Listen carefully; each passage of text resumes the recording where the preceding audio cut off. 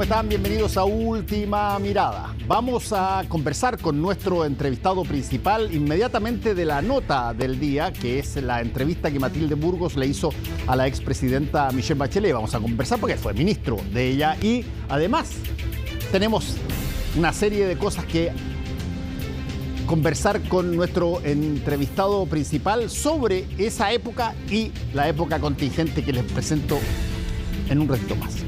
Raúl Sor nos va a hablar sobre la importancia que tienen las elecciones de hace pocos días más en Guatemala. Guatemala ha sido un país que ha estado muy sacudido y que muchos piensan que ahí hay movimiento de tropas y hay situaciones bastante oscuras y raras, lejanas a la democracia. Vamos a conversar con Raúl Sor sobre eso. Y nuestro entrevistado principal, exministro, hoy día, pero gran difusor,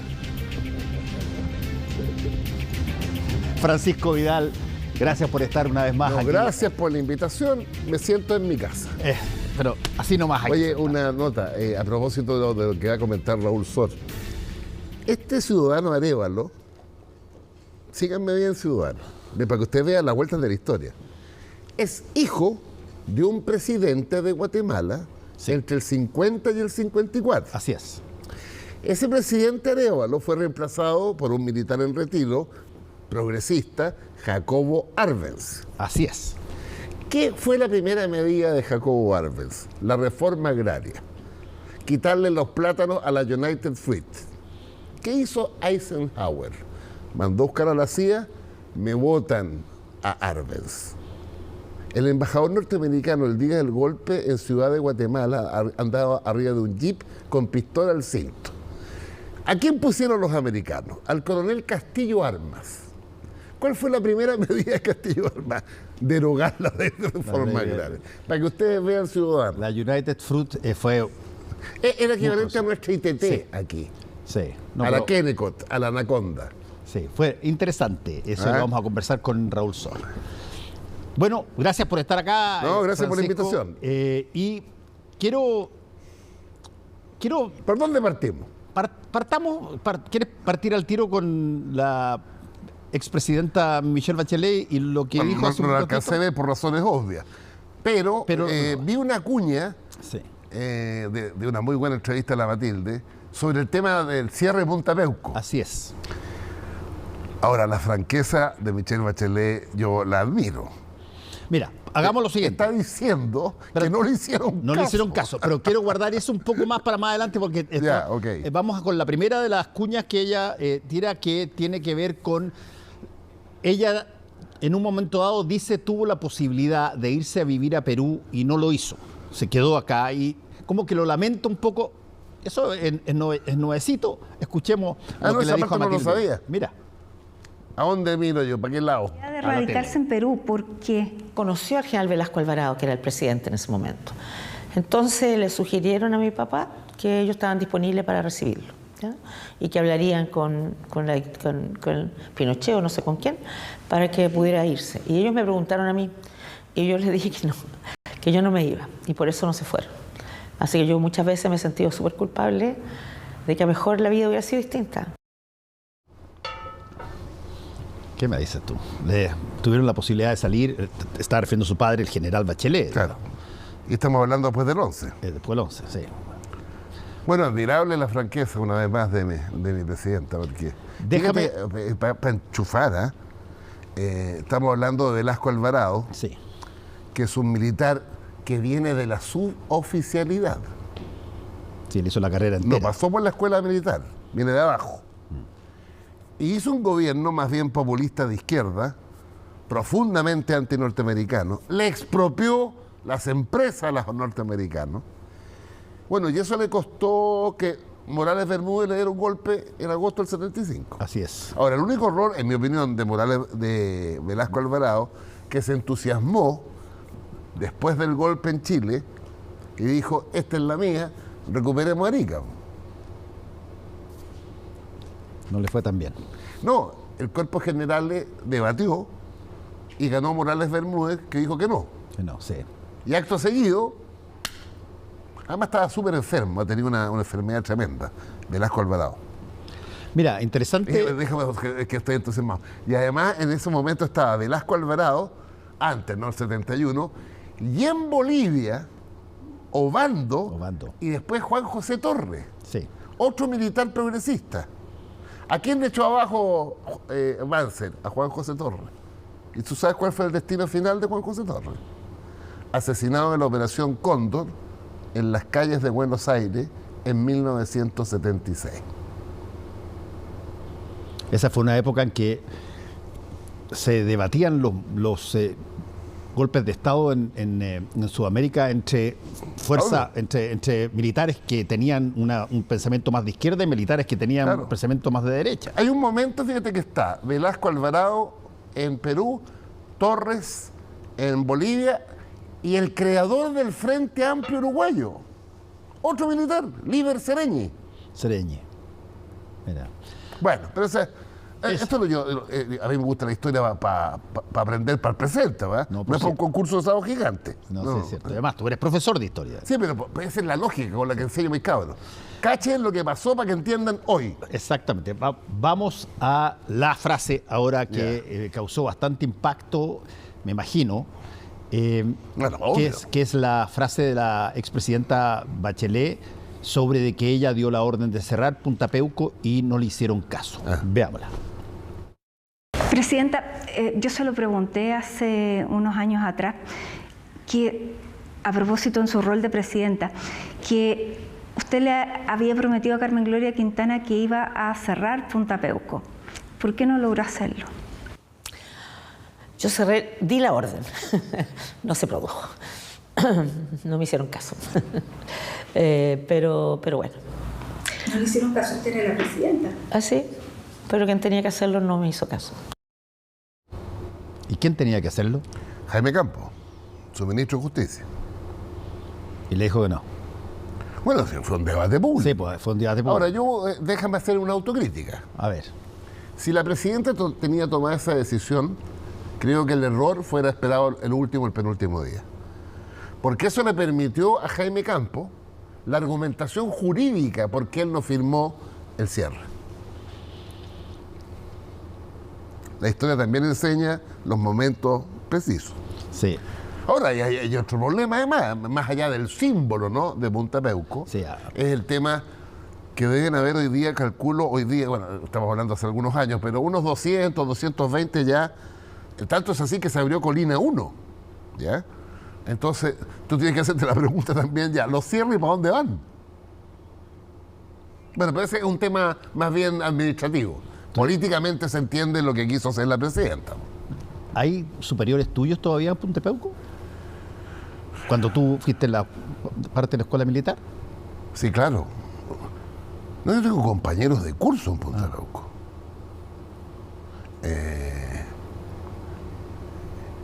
Bueno, Álvaro Corbalán era mi subalférez.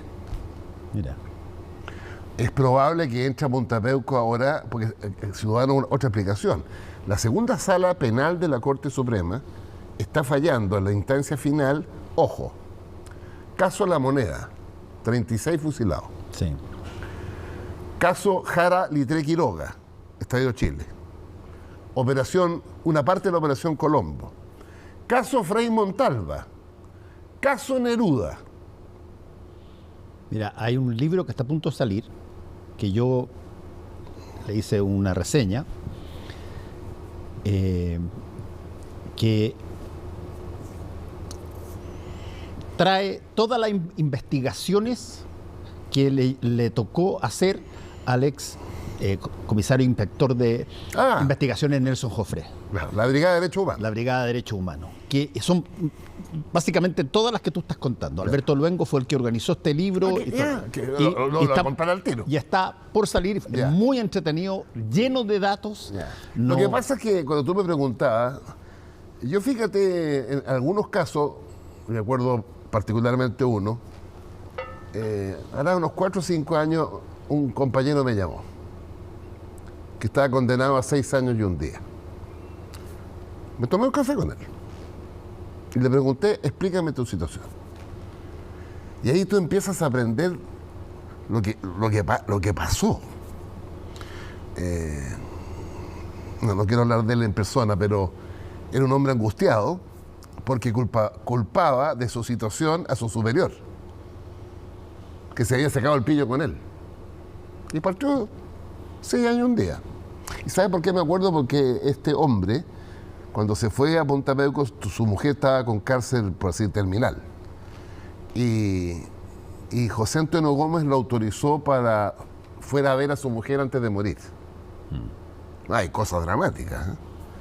Pero bueno, lo que te quiero decir es que me estaba acordando de mis contemporáneos, por así. Y claro, como yo estuve en la escuela militar en el año 69 y 70, las promociones que salieron el 69, el 70, el 71, el 72 y el 73, mi promoción salió en agosto del 73, calcula. Hubo 2 promociones ese año. Entonces les tocó... No.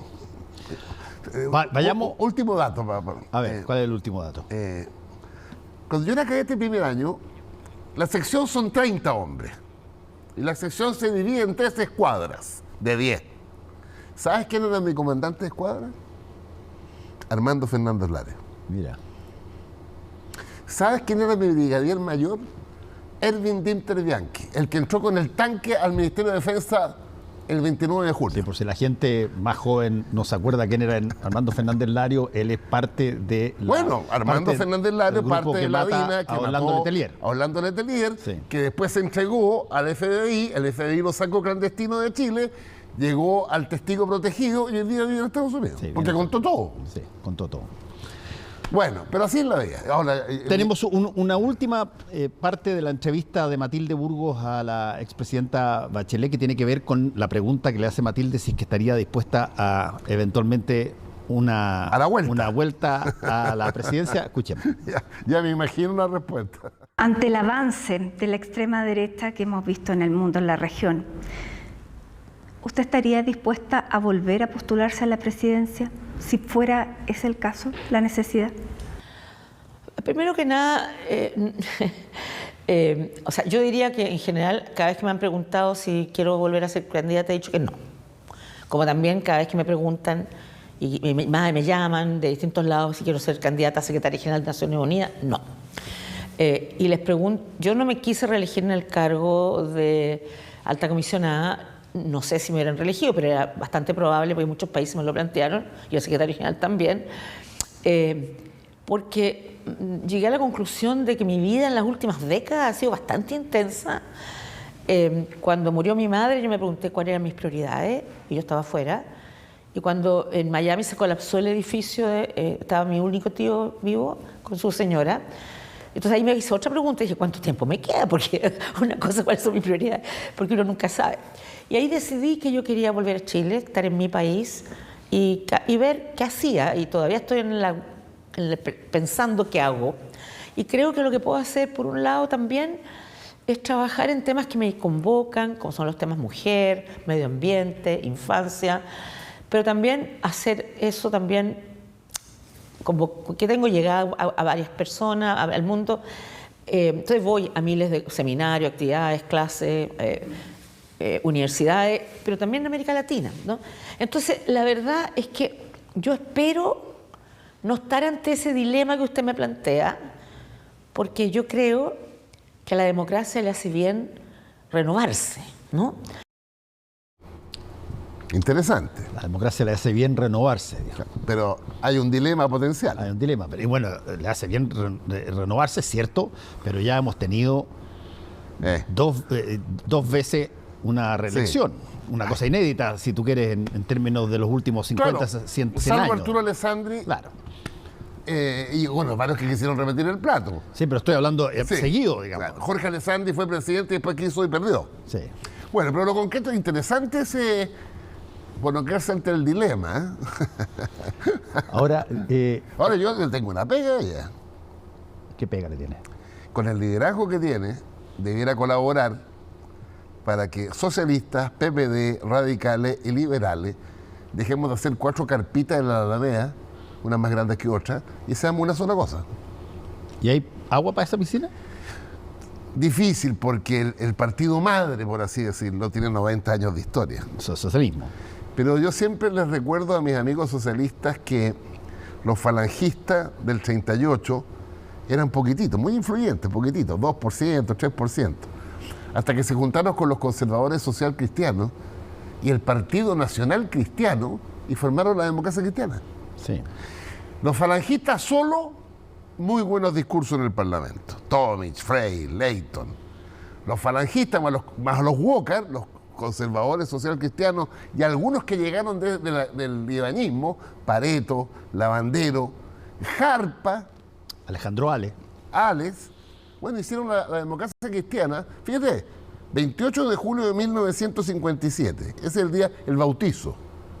Y fueron influyentes con sus ideas durante los próximos 60 años. Yo no puedo entender, perdóname que me meta, ¿puedes entender tú que el Frente Amplio sean 3 partidos? Hay muchas ¿Puedes cosas, entender tú? hay muchas cosas que no entiendo del Frente Bueno, yo Amplio. tampoco. Esta es una de las pequeñas, pero hay muchas cosas. Ayer conversaba con Alberto Mayol acá sobre eso y él también, yo creo que si tú le haces la misma pregunta, probablemente no va a tener una respuesta muy... Pero es que es absurdo. cómoda. Podrían ser 3 tendencias dentro de un solo partido. Mira nosotros. Fíjate de un dato a los ciudadanos. Socialistas, PPD, radicales, porque los liberales llegaron hace poco. En los 90 y los 2000 éramos más o menos entre el 20 y el 25% de la votación. En la última vez somos el 12%. Y el Frente Amplio, 12%. O sea, el votante histórico del Frente Amplio alguna vez votó por nosotros. Ahora, en el cuadro que estamos, de una ofensiva total de la derecha. O sea, yo no había visto algo así desde el año 90. En distintos ámbitos, ¿eh? Pero ojo, no es la derecha, mi amigo Chalper, no. Además de Chalper, es toda la derecha económica, es toda la derecha cultural, es toda la derecha universitaria, es toda la derecha mediática. Entonces, es impresionante, tú que cachai esto como periodista, los mensajes, los titulares, las fotos, las prioridades editoriales. Lo que es sorprendente, a mí eso no me sorprende tanto. Lo que me sorprende, y me sorprende incluso para tratarlo en clase, cuando hago clase, lo que me sorprende es el grado de afiatamiento que han tenido y han logrado cuando probablemente, y tú probablemente me lo puedes confirmar, tenían más factores de división que incluso los progresistas o la izquierda. Claro. Y sin embargo se pusieron de acuerdo, armaron una cosa y actuaron como oposición, como actúan las oposiciones en general. Y le ha ido muy bien. Lo que sucede es que, sin ningún ánimo de soberbia, por favor, yo creo que al Frente Amplio en particular, que hay muchos doctorados en London School, y yo sé que el presidente lee mucha historia de Chile. El presidente debería darle un seminario de historia de Chile. Tengo la sensación que el Frente Amplio no entiende lo poderosa que es la derecha en Chile. No solo electoralmente, culturalmente, las retaguardias que tiene. Mira, la Universidad San Sebastián, la Universidad del Desarrollo, la Universidad Autónoma, en parte la Adolfo Ibáñez, la Universidad de los Andes para los que son del Opus Dei.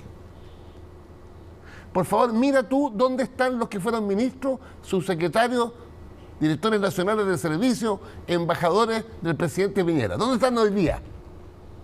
Hay un mapa el otro día, no sé dónde lo leí. Hay un mapa. Bueno, pero eso tú no puedes... Eso es poder. Mira, por favor, compara Libertad y Desarrollo con las fundaciones nuestras. La fundación del PPD, el Lipchus de los comunistas, Igualdad del Partido Socialista, Nodo 21, Rumbo Colectivo. Ese es poder. Entonces, cuando tú tienes en el momento la mayoría, tienes que construir poder. Ahora, convengamos una cosa... Déjame decirte algo, porque estoy convencido de lo que te estoy diciendo.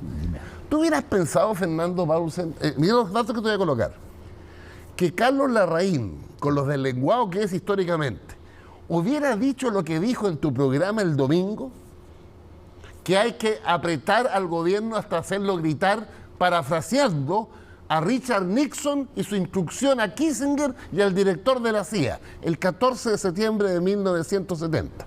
Así es. Y después de que Nixon dijo eso, ahí no termina esto, dirigiéndose a Richard Helms, los mejores hombres, $10 millones del 70, y si quiere más, objetivo, impedir que el presidente asuma el 4 de noviembre. ¿Tú crees que Carlos Larraín hubiera dicho, refiriéndose a las machis de la Convención Constituyente, de 6 brujas? ¿Tú crees que hace 10 o 15 años un diputado importante de la UDI, Jorge Alessandri, públicamente hubiera dicho que reivindica el golpe? ¿Tú crees que la primera mayoría nacional de republicanos, el profesor Sibla, se refiere a Pinochet como estadista? ¿Tú crees que hace 10, 15, 20 años Renovación Nacional está organizando un acto de homenaje el 22 de agosto, cuando los diputados nacionales, demócratas radicales, el PID y los demócratas cristianos acusaron al presidente Allende de violar la Constitución? Solamente como tú estás ahí, igual somos viejos los dos. Sí. Entre el 90 y hoy día, búscame algo similar. No, yo creo que hay ciertas cosas que, yo lo he dicho antes, pero me parece bueno el punto que hace. Hay ciertas cosas que de repente se consolidan porque se dan los momentos, se dan las situaciones, que muchas veces es talento de, en este caso, la oposición, o una situación que se da replicándose en distintas partes y por lo tanto te da la sensación de que eso es lo que hay que hacer.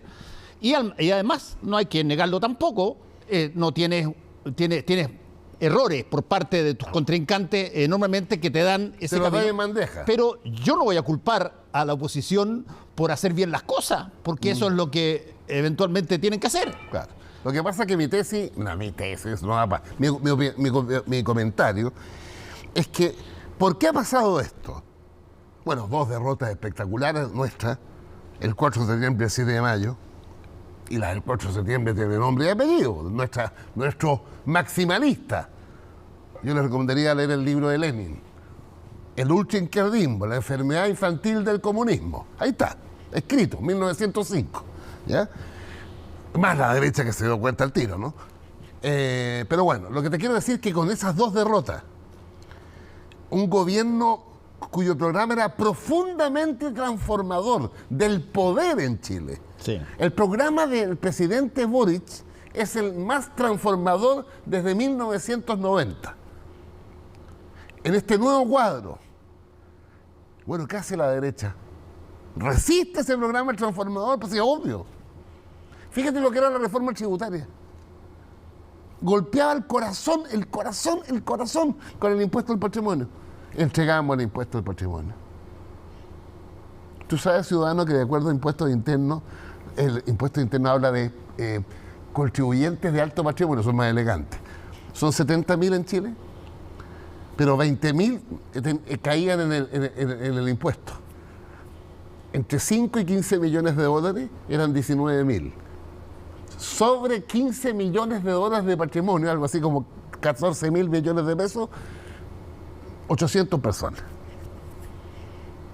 Y tú dices, ya, cedimos esto. No. ¿Y qué es lo único que le queda a Marcel? ¿Sabes lo que le queda? El pacto... No, pero más allá del tema de la minucia. Lo que le queda es la norma antielusión y las exenciones que restan. Pero te quiero adelantar que la norma antielusión, en mis debates cotidianos en la gran radio del Conquistador, por los opuestos, Guillermo Ramírez me dice que no están de acuerdo. Y la CPC no está de acuerdo en darle dientes al Servicio de Impuestos Internos. Ahora, lo que sí sería interesante ver es cómo tú vas a defender la posibilidad de intencionalmente armar triquiñuelas para no pagar los impuestos que tienes que pagar. Porque estamos hablando de elusión. Evasión y elusión. Sí. La elusión es la posibilidad legal de evadir impuestos. Claro, el estudio jurídico encargado de ese tema. Ya, pero la evasión es un delito. Claro. Y en otros países la gente se va presa. En Estados Unidos se va presa. Los multimillonarios se van presos si es que evaden pagar impuestos. Pero tú leíste el Mercurio de día, página B2, B1, Colegio de Contadores. Colegio de Contadores, no de kinesiólogos, de contadores. ¿Estamos? 13.000 millones de dólares de evasión. Versus Michel Jorrat, que dice que son 21.000 millones de dólares.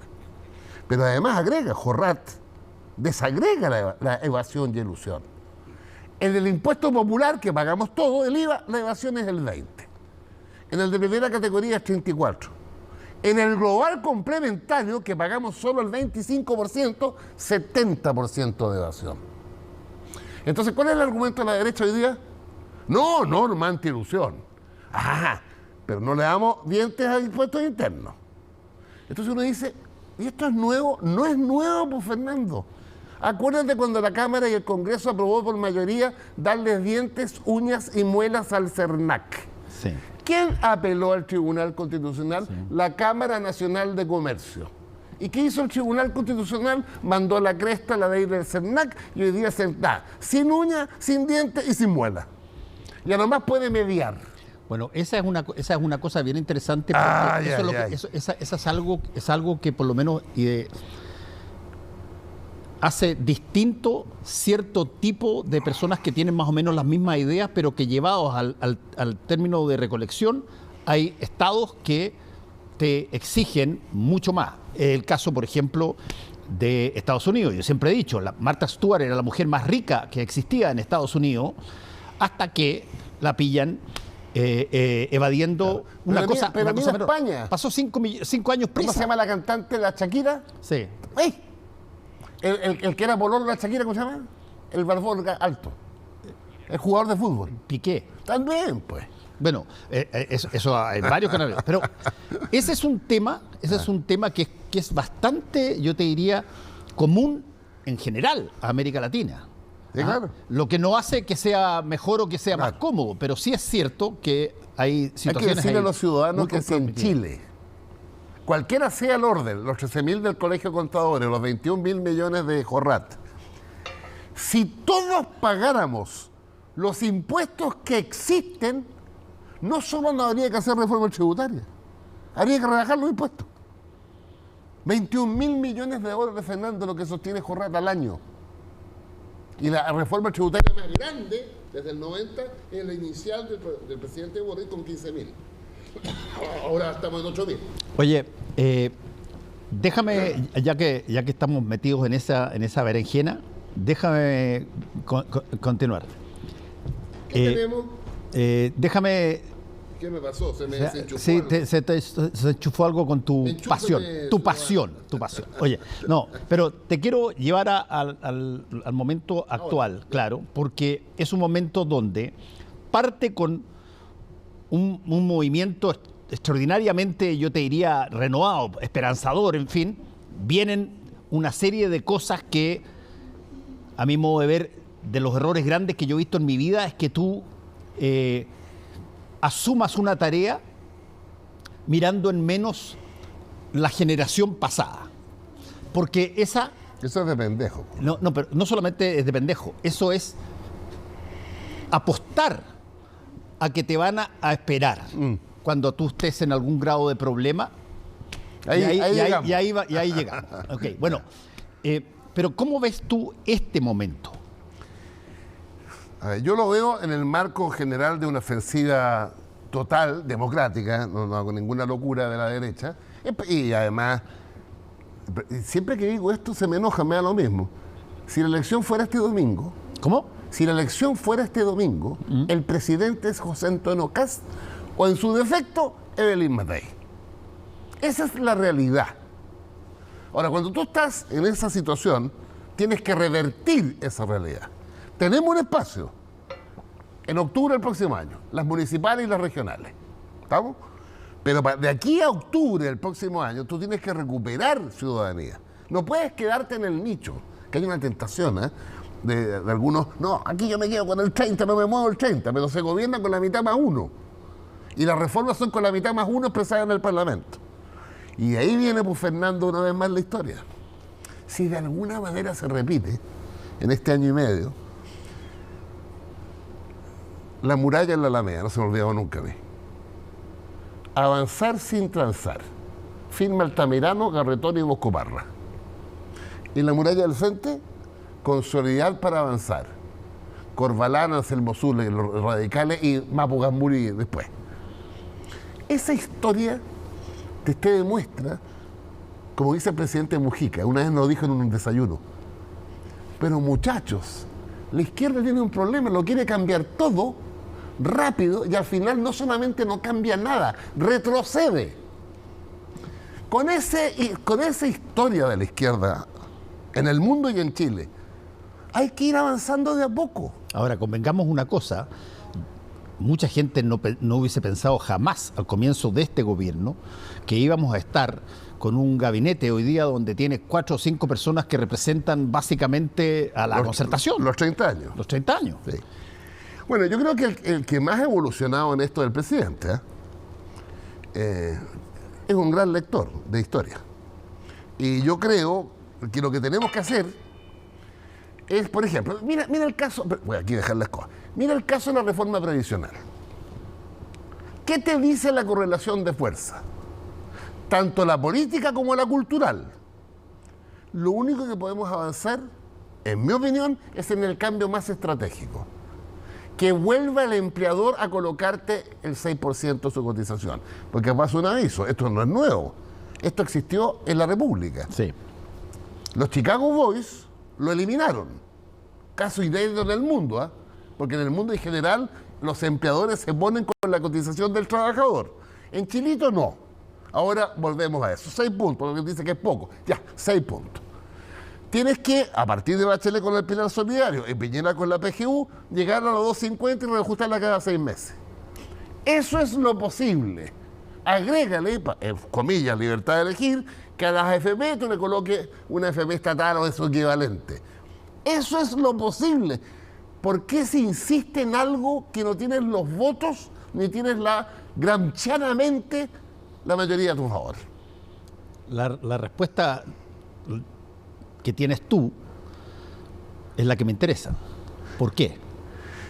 Porque hay una franja en el apruebo de dignidad que está en la lógica de avanzar sin transar. O bien, avanzar sin transar, ser derrotado y afirmarse en el nicho.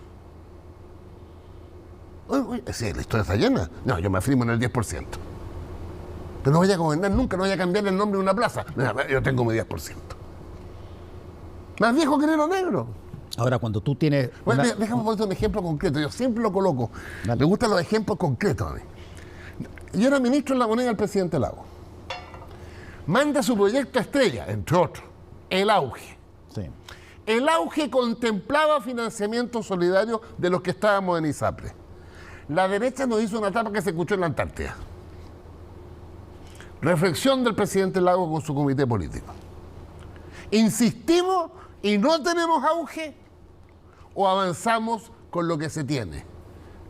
Hay auge. 6, 7, 8, 9 millones han recibido el auge.